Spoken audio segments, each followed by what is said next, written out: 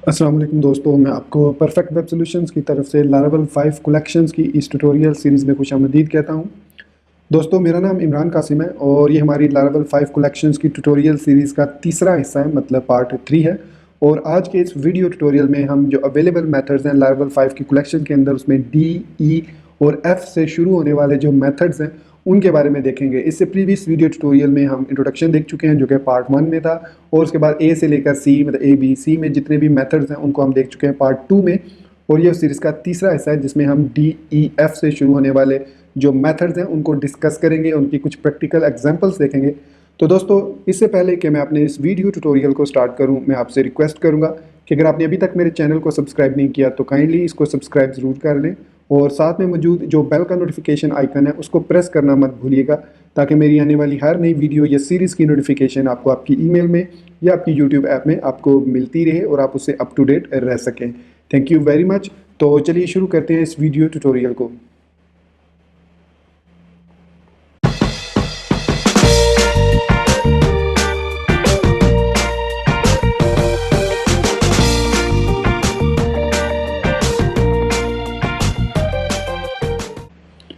तो दोस्तों, इस वक्त आपको मेरे कंप्यूटर की स्क्रीन पर अवेलेबल मेथड्स, जो कि कलेक्शंस के अंदर हमारे पास अवेलेबल मेथड्स का सेक्शन है, उस पर मैं मौजूद हूँ।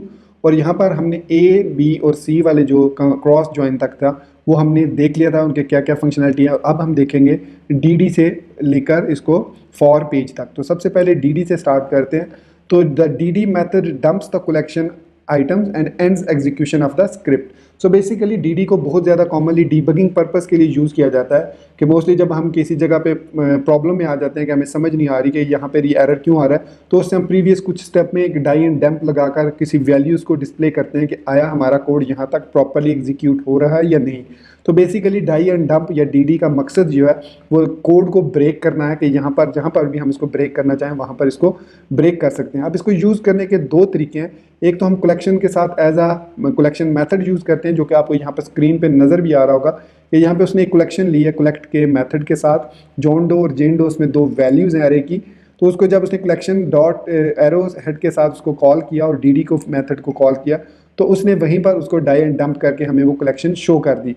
और इससे प्रीवियस वीडियो ट्यूटोरियल में आपने देखा मैंने डी को यूज़ किया है, तो इसलिए इससे ज़्यादा इसके बारे में मैं एक्सप्लेन करना नहीं चाहता। और फिर वो यहाँ पर एक चीज़ और भी लिख रहा है कि if you do not want to stop executing the script use the dump method. मतलब डाई एंड डंप की बजाय सिंपल डंप मेथड यूज़ करेंगे तो उस सूरत में वो उसको एग्जीक्यूट नहीं करेगा, मतलब ब्रेक नहीं करेगा, बल्कि वो आगे उससे मूव कर जाएगा। तो ये था हमारे पास डी। तो नेक्स्ट हमारे पास जो है डिफ, मतलब डिफरेंस है।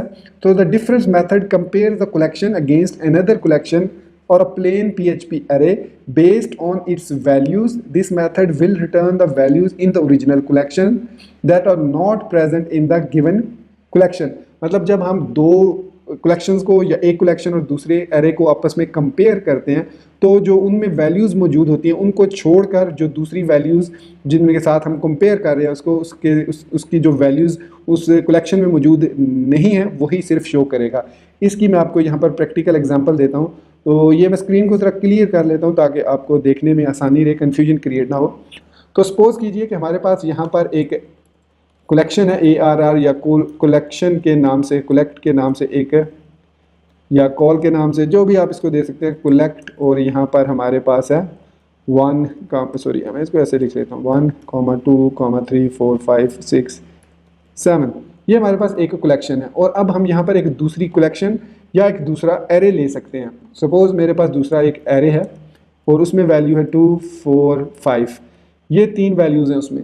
तो अब जब मैं इस कलेक्शन को इस कलेक्शन के साथ डिफ का मेथड यूज़ करूँगा तो वो क्या करेगा, ये जो 3 वैल्यूज़ हैं इनको सॉरी इनको एग्जम्प्ट कर देगा और जो रिमेनिंग वैल्यूज़ होंगी उनको शो कर देगा। तो इसको यूज़ करने का तरीका ये है कि हम एक वेरिएबल लेंगे और फिर कलेक्शंस पर, जो कि हमने पहली कलेक्शन क्रिएट किया, उसको पर डिफ का मेथड अप्लाई करेंगे और उसको दूसरा वेरिएबल हम पास कर देंगे।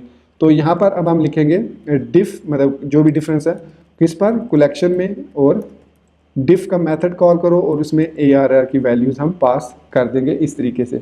तो इस डिफ के मेथड की मदद से अब हम इजीली जो है इस डिफ के अंदर, इस वेरिएबल के अंदर वैल्यूज़ को सेव करेंगे।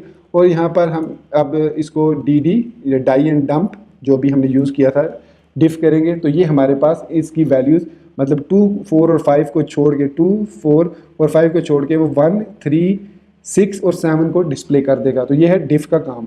तो यहाँ पर मैं ओपन करता हूँ L5 बिलॉग कलेक्शन को।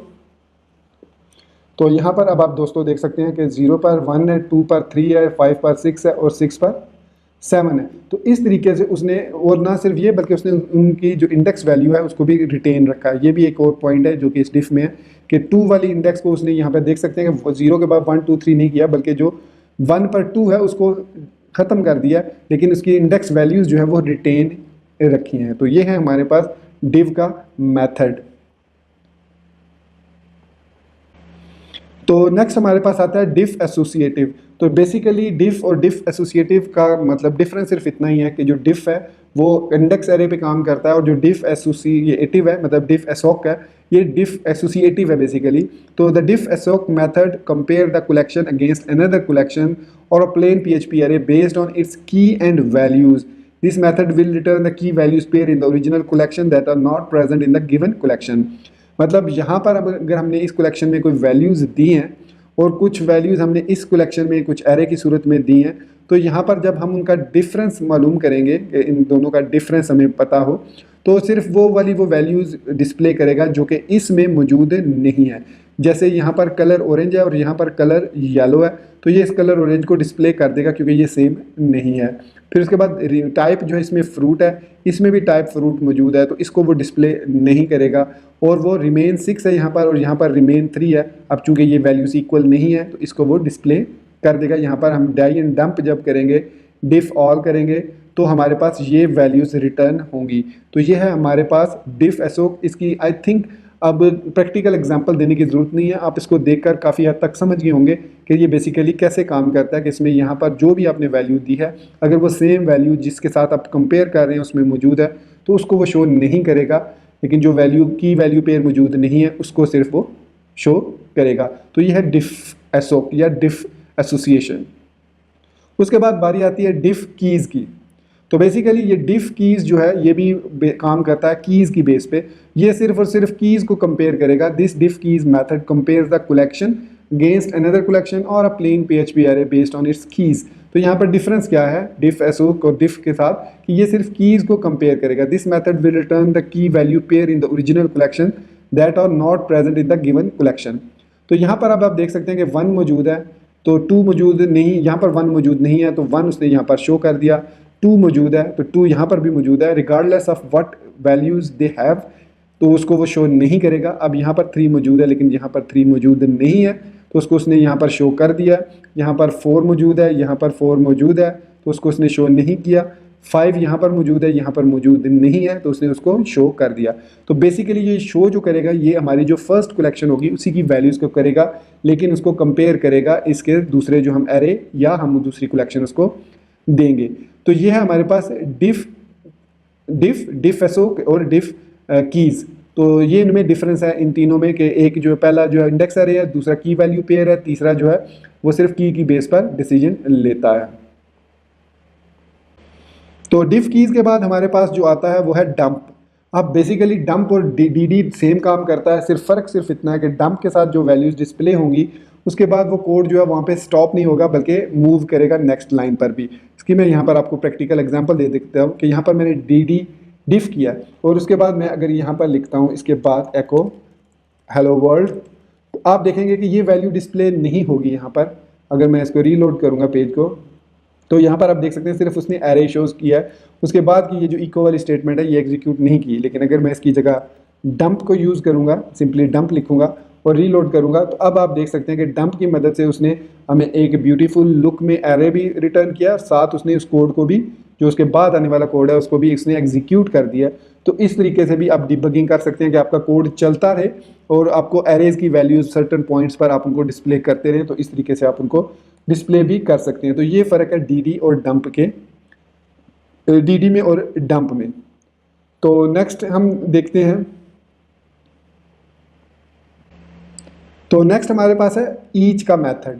अब जिस तरीके से आपको जैसे पता ही है फॉर ईच का लूप है हमारे पास, उसके अंदर पीएचपी के अंदर हम फॉर ईच लूप के साथ की वैल्यूज़ पेयर ले सकते हैं। इसी तरीके से लारावल ने हमें कलेक्शंस के अंदर एक और मेथड दिया है ईच का।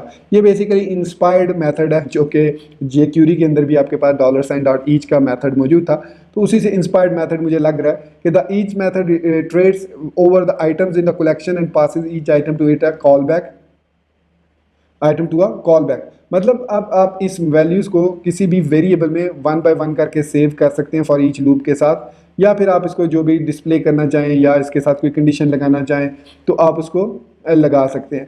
मतलब इसकी अगर मैं यहाँ पर एग्जांपल आपको दूं कि ये हमारे पास एक डिफ का डंप आ रहा है, तो मैं यहाँ पर लिखता हूँ डिफ ईच और की कामा वैल। अब मैं यहाँ पर इको की कर देता हूँ, सेव करूँगा मैं इसको और यहाँ पर वापस आऊँगा, तो रीलोड जब करूँगा मैं यहाँ पर डिफ ईच,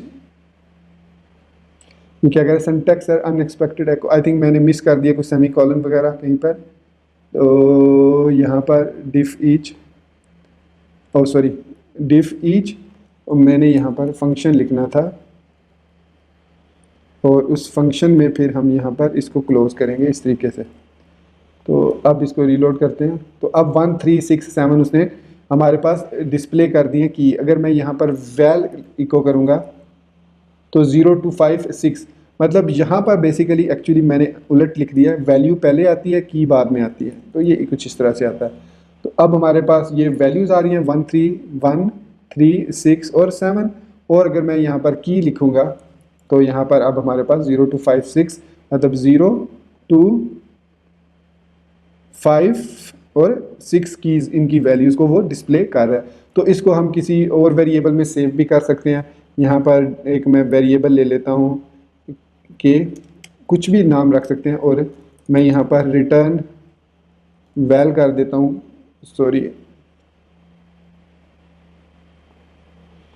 और यहाँ पर मैं DDK कर देता हूँ। तो यहाँ पर अब हमारे पास ये देख सकते हैं कि उसके अंदर दोबारा से हमारे पास वही वैल्यूज़ वापस, आप इन पर कोई भी प्रोसेस करके आप इसको दोबारा से वापस रिटर्न कर सकते हैं इस के वेरिएबल को। तो यहाँ पर मैं वैल्यू रिटर्न कर रहा हूँ, यहाँ पर मैं की भी इसको दे सकता हूँ। तो यहाँ पर अब हमारे पास इसमें की भी 1 3 6 7, उसकी 0 2 5 6, तो इस तरीके से हम इनमें इसको पास भी कर सकते हैं और एको भी कर सकते हैं। तो ये है हमारे पास ईच मेथड। इसी तरीके से हमारे पास ईच स्प्रेड का मेथड भी मौजूद है, ये दोनों बेसिकली रिलेटेड है। The each spread method iterates over the collection's item passing each nested item value into given callback. अब देखिए यहाँ पर हमारे पास कलेक्शन ऑफ एरेज है, मतलब सिंगल एरे नहीं है बल्कि कलेक्शन ऑफ एरेज है। तो ईच स्प्रेड बेसिकली क्या करता है, मैं यहाँ पर आपको दिखा देता हूँ। मैं इसको कॉपी करता हूँ और यहाँ पर मैं पेस्ट कर देता हूँ, और इधर मैंने कोड लिखना है जो भी लिखना है। तो यहाँ पर हमारे पास डिफ, बल्कि यहाँ पर हम कलेक्शन, कुछ कॉम्प्लिकेटेड कलेक्शन ले लेते हैं। यहाँ पर हमारे पास कलेक्शन का वेरिएबल है, और यहाँ पर मैं ले लेता हूँ नेम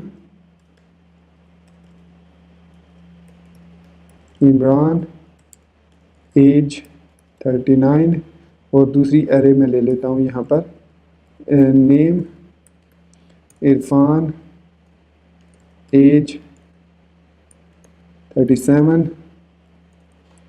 तो अब मैं इस कलेक्ट पे ये ईच स्प्रेड का फंक्शन यूज़ करता हूँ। तो यहाँ पर हमारे पास नेम और एज, मतलब यहाँ पर भी नेम है, यहाँ पर भी नेम है। तो यहाँ पर मैं अगर एको नेम करता हूँ तो अनपैक एरे मुझे यहाँ पर I think call into name लिखना होगा। तो चंक, एक मिनट, मैं यहाँ पर डंप नेम कर देता हूँ ताकि मुझे पता चले कि ये वैल्यूज़ क्या डिस्प्ले कर रहा है। तो ये कह रहा है can not unpack array with string keys, मतलब वो कह रहा है कि यहाँ पर हमारे पास ईच के अंदर जो कीज़ आ रही हैं वो स्ट्रिंग कीज़ आ रही हैं, तो उसको अनपैक नहीं कर पा रहा वो। मतलब यहाँ पर मुझे इंडेक्स एरे को यूज़ करना था और मैं यूज़ कर रहा हूँ एसोसिएटिव एरे को, तो ये मैं मिस्टेक कर रहा हूँ। तो यहाँ पर मुझे इंडेक्स एरे को यूज़ करना था, तो ये इंडेक्स एरे है, तो जिसकी वजह से वो प्रॉब्लम आ रही थी। अब ठीक है, अब मैं इसको दोबारा रीलोड करता हूँ।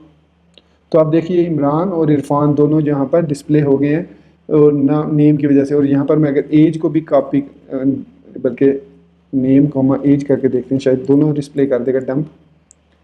तो इसको डिस्प्ले करके अब यहाँ पे देख सकते हैं नेम फिर एज फिर नेम फिर एज। तो इस तरीके से लारावेल ने हमारी लाइफ को और ज़्यादा आसान कर दिया कोडिंग को, कि हम इस तरह के मेथड्स को यूज़ करते हुए कोई भी वैल्यूज़ को ईजीली इसके अंदर स्प्रेड कर सकते हैं और सेपरेट वेरिएबल के अंदर। और अगर यहाँ पर 3 है सपोज़ यहाँ पर हमारे पास एज के बाद सिटी भी है जेलम, और यहाँ पर मैं लाहौर लिख देता हूँ।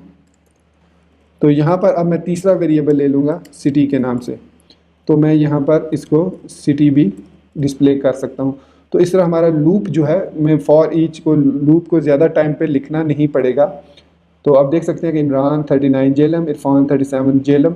तो हम इजीली एक ही लूप के साथ, अगर यही काम हमें करना पड़े फॉर ईच लूप के साथ, तो हमें लिखना पड़ेगा फॉर ईच कॉल एज रो, फिर हमें यहाँ पर लिखना पड़ेगा एको रो और कॉमा, बल्कि यहाँ पर हम इसको सेमीकोलन दे देते हैं और एको।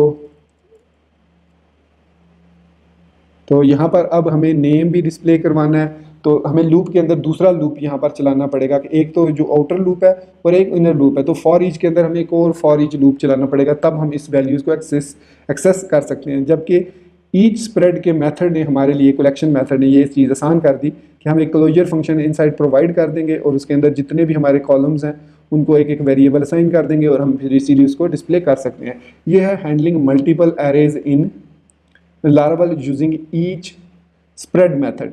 तो आई एम श्योर आपको इसकी भी समझ आ गई होगी और आप इसको प्रैक्टिकली अपने प्रोजेक्ट्स में भी यूज़ करेंगे।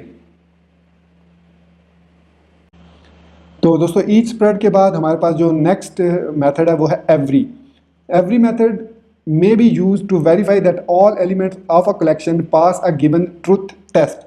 मतलब एवरी के जरिए हम एक ट्रुथ टेस्ट अप्लाई कर सकते हैं। सपोज इस एग्जांपल में अगर आप देखें तो यहाँ पर हमारे पास कुछ इंडेक्स एरेज हैं, कलेक्शन है हमारे पास एक 1 2 3 4 5 की, और यहाँ पर हमने एवरी मेथड और फिर फंक्शन, उसकी वैल्यू और की हमने लिया और हमने चेक किया है कि इसकी वैल्यू जो है वो ग्रेटर देन 2 है या नहीं है।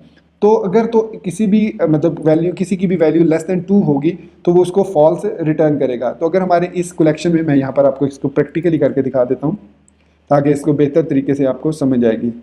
तो यहाँ पर मैं इसको पेस्ट करता हूँ और इसको मैं डी कर लेता हूँ यहाँ पर।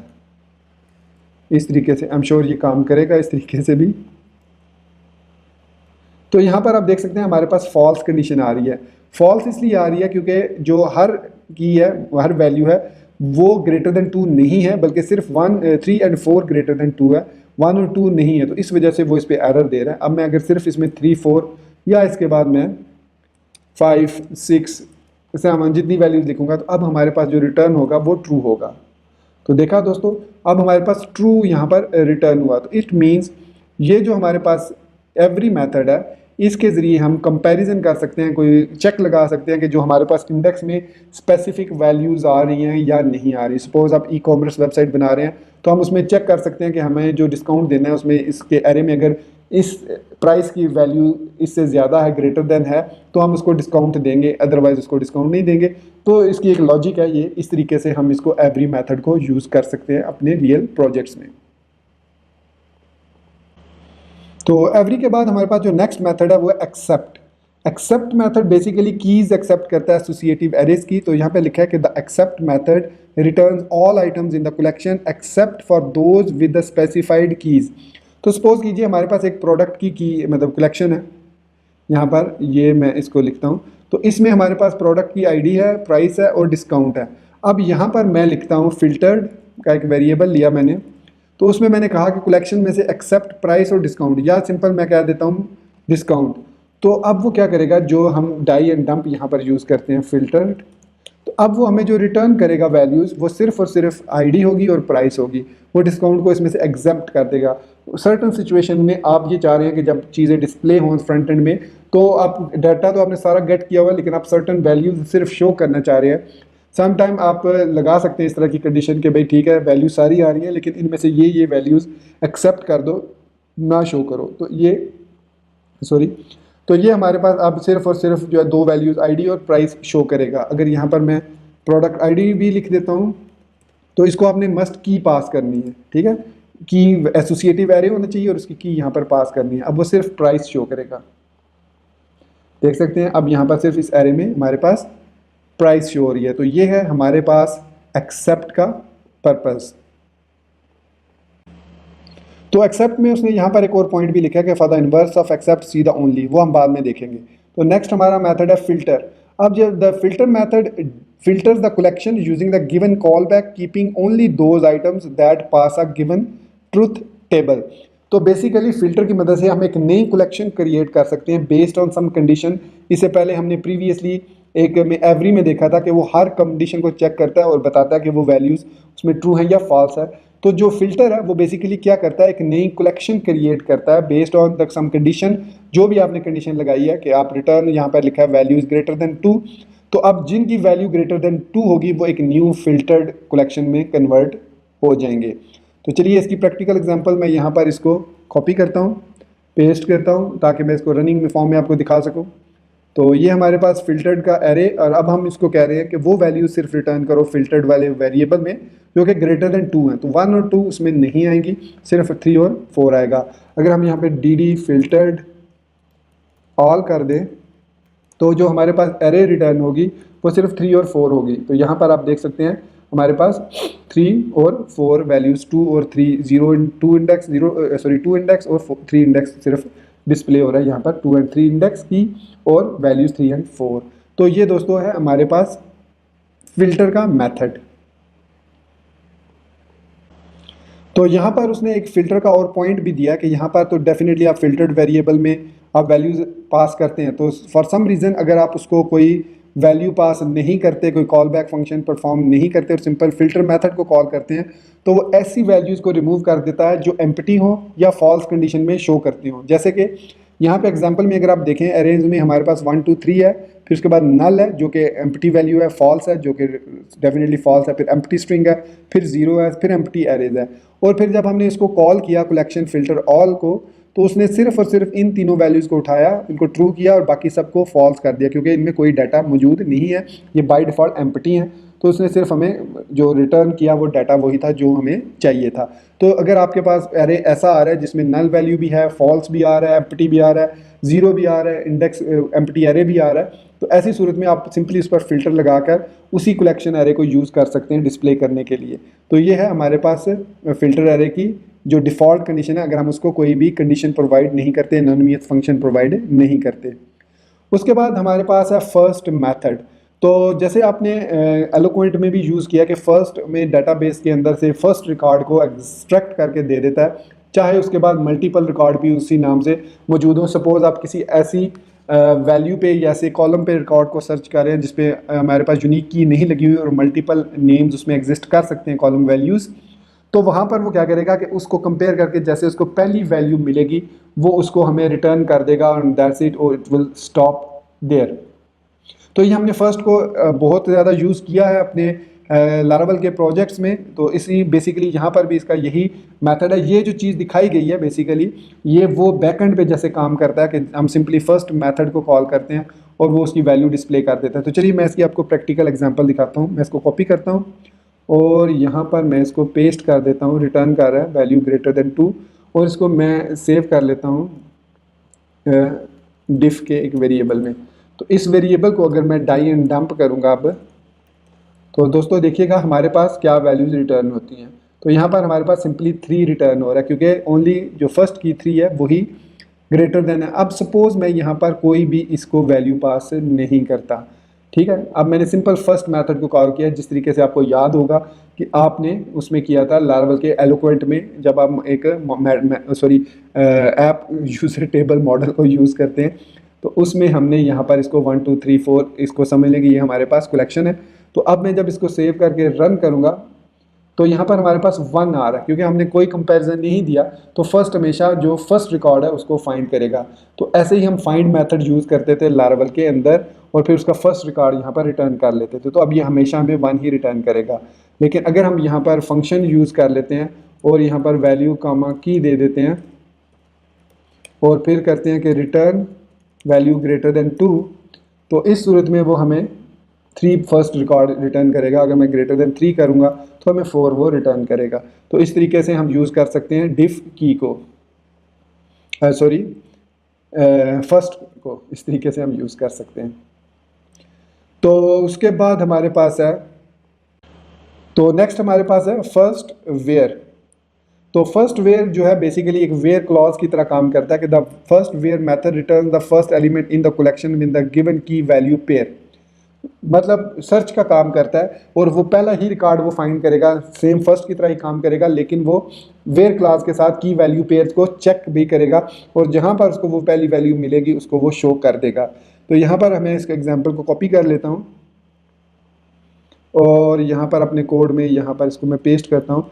तो अब आप देख सकते हैं नेम हमने की और लिंडा हमने वैल्यू पास किया है। तो हमारे पास इसका 2 नाम है जो लिंडा नाम से है, एक ये नाम है और यही चीज़ मैंने अभी थोड़ी देर पहले भी आपको बताई थी जब हमने यूज़ किया था फर्स्ट मेथड को, कि उसमें अगर हम ऐसे कॉलम से रिकॉर्ड फाइंड करें जो कि मल्टीपल है, जैसे ये नेम 2 दफ़ा रिपीट हो रहा है, तो फर्स्ट वेयर जो है ये अब इस नेम और लिंडा को फाइंड करेगा और जैसे इसको पहला नेम मिलेगा उसकी वैल्यू को वो डाई एंड डंप कर देगा ऐसे, राइट। अब मैं इसको रीलोड करूंगा तो यहाँ पर नेम लिंडा एज 14 आ रही है, तो ये वाला रिकॉर्ड है। 84 वाला रिकॉर्ड वो शो नहीं कर रहा, सिर्फ और सिर्फ 14 वाला रिकॉर्ड शो कर रहा है। और ये चीज़ भी हमने यूज़ की हुई है एलोक्वेंट के अंदर, उसको भी हम ऐसे यूज़ कर सकते हैं फर्स्ट वेयर के साथ। मतलब हमारे पास अगर ऐप यूज़र है या प्रोडक्ट्स है तो हम उनको भी इसी तरीके से फर्स्ट वेयर के साथ यूज़ कर सकते हैं। तो फर्स्ट वेयर के बाद हमारे पास यहाँ पर हम इसको कंपैरिजन मुख्तलिफ भी दे सकते हैं। मतलब जैसे मैं यहाँ पर देता हूँ एज और यहाँ पर मैं साइन यूज़ कर देता हूँ ग्रेटर देन 14, सिंगल कोड जब यूज़ कर रहा हूँ तो मैं इधर भी सिंगल कोड यूज़ कर देता हूँ, एज ग्रेटर देन 14। अब मैं इसको सेव करता हूँ और रीलोड करता हूँ तो यहाँ पर उसने हमें रिटर्न कर दिया नल, सॉरी मैंने ग्रेटर देन और यहाँ पर देना था 14, सॉरी। तो सिंबल हम यहाँ पर दे सकते हैं इस तरीके से भी। तो यहाँ पर अब उसने डियागो हमें रिटर्न किया जिसकी एज ग्रेटर देन 14 है। तो यहाँ पर हम मल्टीपल एरेज को यूज़ कर सकते हैं। एज ग्रेटर देन 14 है, name is equal to this है। तो यहाँ पर अगर आप देखें कलेक्शन में, तो यहाँ पर हम उसको वैल्यूज़ पास कर रहे हैं तो उसने हमें वही वैल्यू रिटर्न की जिसकी age greater than equal to 18 है। तो इसकी ग्रेटर देन इक्वल टू 18 है, मतलब ग्रेटर देन है, 23 है क्योंकि 18 नहीं है लेकिन ग्रेटर देन है, तो उसने उसकी वैल्यूज़ को डिस्प्ले कर दिया। तो ये था हमारे पास फर्स्ट वेयर की मदद से रिकॉर्ड को कलेक्शंस में से हम इजीली फाइंड कर सकते हैं। तो दोस्तों फर्स्ट वेयर के बाद जो नेक्स्ट मेथड है हमारे पास वो है फ्लैट मैप का। तो बेसिकली फ्लैट मैप को हम यूज़ करते हैं एसोसिएटिव एरे पर। तो the flat map method iterates through the collection and passes each value to the given callback. The callback is free to modify the item and return it, thus forming a new collection of modified item. Then the array is flattened by a level. तो basically वो कहना ये चाह रहा है कि हमारे पास suppose यहाँ पर मल्टीपल एरेज हैं, एरेज ऑफ डाटा, नेम एक अलग से एरे है, स्कूल एक अलग से एरे है, एज एक अलग से एरे है और उसमें हमारे पास की वैल्यूज़ पेयर हैं। और जब हम फ्लैट मैप को यूज़ करते हैं तो वो इन सब एरेज को एक एरे में कन्वर्ट कर देता है, फ्लैट करता है पहले, मतलब उसको पहले परफॉर्मेंस उसमें ये करता है, इसको फ्लैट करता है, फिर उनकी वैल्यूज़ को डिटेक्ट करता है एज ए एनोनिमस मेथड और फिर हम उस पर कोई भी मेथड, जैसे यहाँ पर रिटर्न एरे मैप कर रहे हैं, तो एरे मैप क्या करेगा कि उस वैल्यू को अकॉर्डिंगली हर की के साथ जो है वो ज्वाइन कर देगा, की वैल्यू पेयर के साथ। तो जो पहली वैल्यू होगी डेफिनेटली वो नेम में आएगी अपर केस होने के बाद, उस पर यहाँ पर str to अपर का फंक्शन वो अप्लाई कर रहा है। तो यहाँ पर मैं इसको कॉपी कर लेता हूँ ताकि आप इसको देख भी सकें, हालांकि वो आउटपुट दिखा भी रहा है वहाँ पर। तो यहाँ पर मैं इसको पेस्ट कर देता हूँ, सेव करता हूँ और इसको मैं डाई एंड डंप कर लेता हूँ, ताकि बल्कि डाई एंड, अच्छा ठीक है डाई एंड डंप कर लेते हैं। तो यहाँ पर मैं इसको रीलोड करता हूँ तो अब आप ये देख सकते हैं str to अपर की मदद से हमने उसको अपर केस में str to अपर की मदद से हमने एरे मैप बेसिकली काम क्या करता है, उन वैल्यूज़ को, जो वैल्यू यहाँ पर आई है वो ऑटोमेटिकली इन वैल्यूज़ को यहाँ पर लेकर आएगा और फिर उसको एरे मैप के साथ, मतलब जो ये एरे कलेक्शन की एरे है, ये वाली एरे है, इसके साथ हर एक की के साथ उसकी करस्पॉन्डिंग वैल्यू को ऐड कर देगा। तो इस तरीके से हम फ्लैट मैप को यूज़ करके वैल्यूज़ को मॉडिफाई कर सकते हैं अपनी रिक्वायरमेंट के मुताबिक। कोई भी हम फंक्शन यहाँ पर उस पर परफॉर्म कर सकते हैं, लेकिन हमें एरे मैप यूज़ करना होगा ताकि हमारा जो न्यू बने कलेक्शन वो बेसिकली प्रॉपरली एक फ्लैट एरे की सूरत में बने। तो ये है हमारे पास फ्लैट मैप। तो दोस्तों फ्लैट मैप के बाद हमारे पास जो नेक्स्ट मेथड है वो है फ्लैटन मतलब फ्लैटन नहीं flatten. The flatten method flattens a multi dimensional collection into single dimensional, और ये उसको इंडेक्स एरे में कन्वर्ट कर देता है फ्लैटन मेथड। और यहाँ पर मैंने कलेक्शन में एक कलेक्ट का मेथड यहाँ पर आप देख सकते हैं, मल्टीपल एरेज हैं। ये एक एरे है नेम, उसके अंदर टेलर है, फिर लैंग्वेजेस की एक एरे है, उस लैंग्वेजेस की एरे के अंदर फर्दर हमारे पास एक एरे है जिसमें हमारे पास PHP और जावास्क्रिप्ट है। तो हम डेफिनेटली उसको फ्लैट करके उसकी वैल्यूज़ को डिस्प्ले करना चाह रहे हैं तो हम उसको फ्लैटन मेथड के थ्रू फ्लैट कर सकते हैं। ये अमूमन उस वक्त आप जब मल्टी डायमेंशनल कैटेगरीज होती हैं कि मतलब एक हमारे पास यूज़र है, उसकी स्किल्स मल्टीपल हो सकती हैं, तो यहाँ लैंग्वेजेस की जगह स्किल्स हो सकता है, और यहाँ पर उसकी फिर एरे के अंदर मल्टीपल स्किल्स आ सकती हैं, मतलब उसके अंदर क्या स्किल्स हैं। जैसे ये बंदा जो टेलर है, इसको PHP और जावास्क्रिप्ट आती है, तो लैंग्वेजेस इसकी जावास्क्रिप्ट और PHP है, तो यहाँ पर ये फर्दर एरे में आ रही है, तो हम इसको फ्लैट करके डिस्प्ले करा सकते हैं। फर्स्ट उसके नेम को, उसके बाद उसकी जितनी भी लैंग्वेजेस हैं उसको डिस्प्ले करा सकते हैं। तो ये बिल्कुल ही इजी मेथड है। फिर उसके अलावा हम इसको एक डेप्थ आर्गूमेंट भी प्रोवाइड करते हैं। डेप्थ जैसे यहाँ पर 1 है, 2 है, 3 है, 4 है, तो जब हम इसको डेप्थ का मतलब 1 दे देते हैं तो ये एक लेवल तक ही इनको मतलब फ्लैट करेगा। मतलब एप्पल है तो इसका ये लेवल 1 है, तो सिर्फ इसको फ्लैट करेगा एप्पल के साथ। और यहाँ पर नेम आईफोन मतलब नेम आईफोन 6s और ब्रांड एप्पल जो है हमारे पास रिटर्न होगा। ये वाली जो एप्पल है ये यहाँ से फ्लैट हो जाएगी, और ये हमारे पास एरर जो है ये एरे एक एरे बन जाएगा। फिर इसी तरीके से इसका भी ये वाला जो लेवल है, ये मतलब एरे के अंदर एरे है, तो ये एरे ख़त्म हो जाएगा और सिंपली ये वाला एरे हमारे पास रिटर्न हो जाएगा। और एक हम इसको फिर लूप के थ्रू इजीली उन वैल्यूज़ को एक्सेस कर सकते हैं। और यहाँ पर उसने एक मेथड यूज़ किया है वैल्यूज़ का, तो वैल्यूज़ को भी हम आगे चल के देखेंगे, अभी इसको आप इग्नोर करिए। तो यहाँ पर हम इसको डिस्प्ले करा सकते हैं यूजिंग फ्लैटन, और फिर फ्लैटन को हम यहाँ पर डेप्थ प्रोवाइड कर सकते हैं 1 2 3 2 की प्रोवाइड करेंगे तो डेफिनेटली वो फिर इसको कन्वर्ट कर देगा आईफोन 6s में, और एप्पल में सिंपली इसको डिस्प्ले करेगा। तो ये बेसिकली हमारे पास है फ्लैटन का मकसद यूज़ करने का। In this example calling flatten without providing the depth would have also flatten the nested array resulting in, ये देख सकते हैं आप आईफोन 6s एप्पल गैलेक्सी मतलब एक ही एरे में उसको कन्वर्ट कर देता है अगर हम फ्लैटन मेथड उसको फ्लैटन को एक वैल्यू या डेप्थ प्रोवाइड नहीं करते। तो फ्लैटन के बाद हमारे पास नेक्स्ट है फ्लिप का मेथड। तो ये फ्लिप का मेथड क्या करता है, the flip method swaps the collection की विद ए कोरस्पॉन्डिंग वैल्यूज, मतलब आपको की को वैल्यू बना देगा और वैल्यू को वो की बना देगा। सिंपली यही काम है इसका फ्लिप का, और इसके अलावा कोई काम नहीं है। सिंपल इज दैट, क्या मतलब कलेक्शन में नेम अगर हमारे पास की है तो जब हम फ्लिप करेंगे तो ये नेम हमारे पास वैल्यू हो जाएगी, और जो वैल्यू है वो हमारे पास की बन जाएगी। सो दैट इज़ सिंपल, इसमें और ज़्यादा एक्सप्लेन करने की ज़रूरत नहीं है। काफ़ी सारा अब इसका प्रैक्टिकली यूज़ भी हम कहीं पे देखेंगे अगर हमें ज़रूरत पड़ी, जहाँ पर हमने की वैल्यूज़ को फ्लिप करना हो तो देखेंगे। तो यहाँ पर ये फ्लिप को हमें इतना ही देख लेना काफ़ी है। उसके बाद है फॉरगेट। तो definitely the forget method removes an item from the collection bye it's की। अब इससे पहले जो हमने किया था उसने की को रिमूव तो किया था लेकिन इंडेक्स एरे को इंटैक्ट रखा था। तो यहाँ पर जो डिफरेंस है वो ये है कि जब हम इसको कलेक्शन को देते हैं वैल्यूज़ और हम उसको की वैल्यू पास करते हैं तो उसकी कंप्लीट वैल्यू को वो यहाँ से रिमूव कर देगा, और सिर्फ हमारे पास एक नई कलेक्शन क्रिएट हो जाएगी जिसमें से वो वैल्यू नहीं होगी। तो इससे पहले भी हमने इसको देखा था जिसमें हमारे पास कौन सा था, एक्सेप्ट का मेथड था, ये एक्सेप्ट का मेथड था। तो इसी की तरीके से हम यहाँ पर फॉरगेट को भी यूज़ कर सकते हैं। तो फॉरगेट का ये हमारे पास मकसद है कि किसी भी की को हम जब फॉरगेट करेंगे तो उसकी वैल्यू भी डिस्प्ले नहीं होगी, और उससे रिमेनिंग वैल्यूज़ जो हैं वो हमारे पास आ जाएंगी जितनी भी एरे की वैल्यूज़ हैं। तो इसके बाद हमारे पास जो लास्ट है आज का जो टॉपिक है वो है for page. So the for page method return a new collection containing the items that would be present on a given page number. The method accepts the page number as its first argument and the number of items to show per page as its second argument. So basically for page एक easy way है to create pagination। अगर आप एक page पर कितने record show करना चाह रहे हैं, फिर जब नेक्स्ट पेज पे जाएंगे तो उसको आप डायनामिक कर सकते हैं इसको।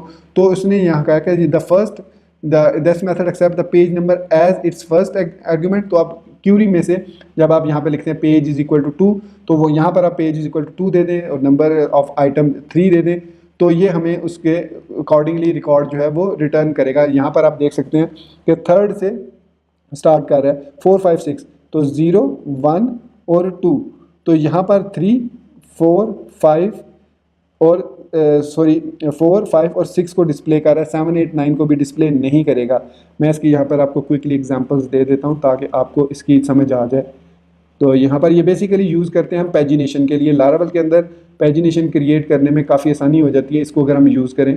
तो यहाँ पर मैं इसको बता रहा हूँ कि सपोज़ पेज नंबर 1 है और आइटम 3 है, तो मैं इसको सेव करता हूँ और डी करता हूँ। ये चंक का मेथड आपको याद होगा, हमने यूज़ किया था प्रीवियस पार्ट 2 में। तो यहाँ पर आप देखें 1, 2 और 3 शो कर रहा है, तो ऑटोमेटिकली पेज नंबर 1 पे जब हम 1 लिखेंगे तो 3 नंबर जो है फर्स्ट 3 रिकॉर्ड्स। तो जब हम यहाँ पे 2 लिखेंगे तो ऑटोमेटिकली इतने रिकॉर्ड्स जितने भी हमने यहाँ पे मेंशन किए हैं तो वो स्किप कर देगा, तो ये 3 रिकॉर्ड स्किप हो जाएंगे और 4, 5, 6 नेक्स्ट 3 रिकॉर्ड शो हो जाएंगे। अगर हम पेज नंबर यहाँ पे 3 देते हैं तो फिर क्या होगा, अब वो इनको भी, अब मैं यहाँ पर 3 दिया और यहाँ पर दोबारा रिकॉर्ड को जब सर्च किया तो 7, 8 और 9 को उसने मुझे शो किया है। मतलब 7, 8, 9 को ऑटोमेटिकली उसने इन 3 को भी और इन 3 को भी ऑटोमेटिकली उसने स्वैप कर दिया। So this is the best way to create, best and easy way to create paginations in Laravel. और बहुत ही आसान कर दिया लारावल ने पैजिनेशन को। आप कलेक्शन में डाटा लें, उसको सेव करें अपने कलेक्शन में और फिर चंक्स के जरिए आप जिस तरीके से भी उनको पैजिनेट करना चाह रहे हैं पैजिनेट करें, ऊपर क्यूरी स्ट्रिंग से फेच करें डाटा और नंबर ऑफ रिकॉर्ड जितने एक पेज पर शो करना चाह रहे हैं वो शो करें। सो इस ट्यूटोरियल, इस लास्ट फॉर पेज के मेथड के साथ मैं ये अपना वीडियो ट्यूटोरियल यहाँ पर ख़त्म करता हूँ। और फिर नेक्स्ट हम देखेंगे, जो नेक्स्ट वीडियो ट्यूटोरियल में हम देखेंगे फर्दर, मतलब फॉर तक हमने ख़त्म कर दिया तो जी, एच और आई को देखेंगे, जी, एच, आई को देखेंगे। और इसमें यहाँ पर हम देखेंगे इज़ नॉट एम्प्टी तक, और उसको प्रैक्टिकली जहाँ पर ज़रूरत हो ये एग्जांपल भी हम देखेंगे।